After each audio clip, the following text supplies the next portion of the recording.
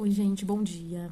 Eu prometi pra mim que eu iria gravar um vídeo pelo menos por semana, por mais que fosse difícil, porque pra mim é uma coisa difícil e hoje é sexta-feira, preciso bater a minha meta e eu vou passar um pouco da minha visão pessoal. Vou falar sobre autoconhecimento, né? Que não se resume apenas em pontos fortes e pontos fracos e pipipi, nossa, que legal, vou lá, faço um teste, já sei meus valores e tal. É muito mais profundo que isso, né? E vou falar coisas na minha cabeça. Claro que se você for buscar de forma científica, tem respaldo de o quanto as pessoas que se conhecem, elas fazem escolhas mais assertivas, sabem os grupos que elas precisam fazer parte para se sentirem satisfeitas, várias coisas. Que não é esse ponto, né? Mas, de forma mais profunda, trazendo, assim, a minha experiência, o autoconhecimento, eu acredito que a gente é fruto de uma educação, de uma sociedade. Então, muitas coisas a gente respeita e a gente faz porque nos foi ensinado que isso é o certo, né? Porém, quando você cresce, você tem alguns questionamentos. Ah, mas por quê? Né? E por que que eu penso assim? Por que que às vezes eu penso diferente da pessoa que está do meu lado? Por que que às vezes a minha opinião referente ao assunto incomoda? Esse conhecer-se, essas perguntas têm respostas quando você entra nessa jornada que não é fácil, porque a partir do momento que você começa a refletir, né, sobre você, se conhecer, que você faz até mesmo uma terapia, né, um processo terapêutico de autoconhecimento, né, isso é bem dolorido até, as pessoas não falam, mas isso te posiciona como sujeito, dono das suas decisões, entendeu? É desconfortável. Te tira de alguns grupos, te coloca em outros grupos, porque faz parte, né, desse processo. E o autoconhecimento, para mim, começou há pouco tempo até, quando eu comecei a questionar algumas coisas, quando eu me tornei mãe e comecei a me preocupar com o tipo de coisa que eu vou ensinar para a Heloísa, minha filha, de que forma eu vou ensinar isso, dentro desse contexto da sociedade, quais os valores que eu vou passar para ela, que eu vou sustentar, né? Porque às vezes para mim tem uma coisa que é super importante, mas aí já para os avós, ou para o pai, ou para os tios, isso é irrelevante. Então, assim, será que esse valor é tão importante para mim, a ponto de eu realmente defender que as outras pessoas também fazem parte da educação dela, se posicione dessa forma, mas aí eu tô fazendo a mesma coisa que a sociedade fez comigo, que os meus pais fizeram, querendo passar valores, claro, mas muita coisa que também hoje em dia não compactuo dessas opiniões, embora a raiz dos valores de mim, né, como sujeito, acho que foi muito positiva por parte deles, né, e é mais ou menos isso. É você, ainda sobre por que é importante você se conhecer, né, enfim, pelo menos pra mim, me entender como sujeito, é uma busca, não é que um dia vou fazer uma lição de casa, né, vou estudar um ano e aí no dia seguinte eu tive que pausar o vídeo, eu não lembro, eu não lembro o que eu tava falando, embora assim, tá grudado no outro, não sei se vocês vão perceber, porque entrou uma pessoa aqui, mas enfim, vou tentando retomar o raciocínio. Autoconhecimento é isso. Ah, mas por que isso é positivo? Porque você começa a ter respostas, né, sobre a sua forma de ver, a sua forma de pensar, a sua forma de agir. Por exemplo, eu sempre estive em busca de um resultado, né? Isso foi uma resposta recente, né? Vamos por assim. Sempre estive em busca de um resultado, né? Até que eu descobri nessa jornada que esse resultado é o final da minha vida, né? É algo que está muito vivenciado lá, vai ser vivenciado lá no futuro por um curto período de tempo. E eu percebi que eu já tive muitos resultados, né, que pra mim não foram nem comemorados, porque até então nem chegava como resultado, porque eu estava tão focada no ideal que não vivenciei isso que é real, não valorizei algumas coisas, né, e muitas vezes o conhecimento, ele faz você aceitar o indesejado, porque você não conhece o que pra você é positivo. Então você aceita o impositivo. Nossa, nem existe o impositivo, eu acho.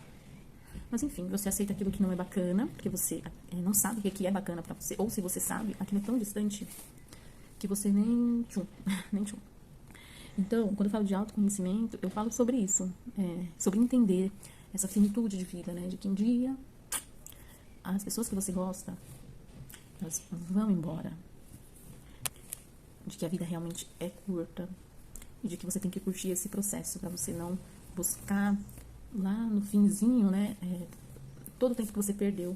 Então, é durante esse processo você buscar a consciência de que você investiu seu tempo naquilo que realmente te fazia feliz. Você esteve do lado das pessoas que realmente faziam questão que você estivesse do lado delas, de que você, às vezes, não investiu tanto tempo numa relação, né, seja de amizade, seja de familiar, seja de relacionamento. Às vezes você investe muito tempo sem se conhecer. Porque se você se conhecesse, você saberia que dentro dessa relação você não vai chegar naquele resultado que você almeja, né? Que é o seu resultado possível, né? Porque a gente também trabalha muito com essa questão do ideal. Às vezes, o ideal, ele é o ideal da sua cabeça, mas não que vai acontecer exatamente dessa forma. Um exemplo, tá? Pra ficar bem claro. A gente, nós meninas, né, durante toda a infância você ficou assistindo esses filmes das princesas que elas se apaixonam, normalmente elas eram pobres, né? E aí elas conheciam o príncipe encantado, e pipipi, papapá. Ótimo. Então você vai crescendo, por mais que não seja consciente, com essa expectativa. E muitas vezes, na maioria das vezes, as mães dos meninos não põem pra eles, no exemplo, tá? O filme da Bela Adormecida, pro menino, não entender, mas para que o menino ali tenha um modelo de homem, de bebê. As mães põem desenho normal, assim, né? Não vou nem. Enfim. E aí a menina cresce achando que ela vai encontrar o príncipe, só que o menino, que ele, né, normalmente é assim, ele não cresceu sabendo que ele tinha que ser um príncipe. E, na verdade, ele cresceu ao contrário. Os pais ensinam que os homens, nossa, pode fazer o que você quiser, mas a mulher não pode. E aí, é um exemplo, tá? Do que eu tô dando pra vocês. E aí, você tem um problema, né? Por isso que às vezes as pessoas, elas entram nessas relações, não é o ideal, mas ela acaba aceitando. Porque durante a infância dela, foram esses os modelos, né? Foram o modelo do cara perfeito. Mas e aí? O cara perfeito não veio. Aí tem lá, esse cara aqui. Esse cara, como o perfeito já não existe, eu acredito que esse que não presta pra nada, dá pra brincar. Então, é muito complicado, né? Essas questões de relacionamento por conta disso. Um outro ponto, meu nariz tá coçando, recente também, né? Que eu vou falar de mim, pessoalmente, de que eu não tinha noção, assim, por mais que as pessoas me falassem. Gente, sério. É como se eu estivesse andando de... Andada é ótimo, né? Mas enfim. Como se eu estivesse andando com um óculos sem enxergar. Ou melhor, é como se eu estivesse andando sem óculos, porque eu não me enxergava. Há mais de um ano eu ouço isso, assim. Nossa, você é tão inteligente. Nossa, você tem muito potencial. Mas assim, eu não me vejo, né, dessa forma. E aí as pessoas me falaram isso. E sempre me questionaram aqui no trabalho. Por que você não faz tal coisa? Por que você não faz tal coisa? Por que você não vai fazer aquilo? Por que você não realmente sai do trabalho? Vai focar na sua área, vai atender paciente, porque você vai ter paciente. E aí, aconteceu uma coisa. Já tinha acontecido antes.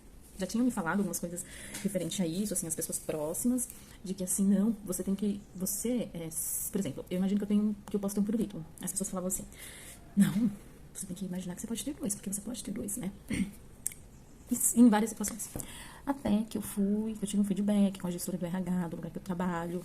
E aí, nessa conversa, gente, é como se eu tivesse saído do meu corpo, resumidamente, pra vocês entenderem. É como se eu tivesse saído do meu corpo, sentado do meu lado e me ouvisse falar. Porque aí nesse papo vai de o que eu espero da empresa, se eu tô satisfeita. Pra quem não sabe, eu trabalho com umas pessoas bem inteligentes, nem vou entrar em detalhes. Assim, gente, é a elite do cérebro, resumidamente é isso. E aí ela foi me perguntando, né? Você acredita que você tem possibilidade de crescer aqui, não sei o quê?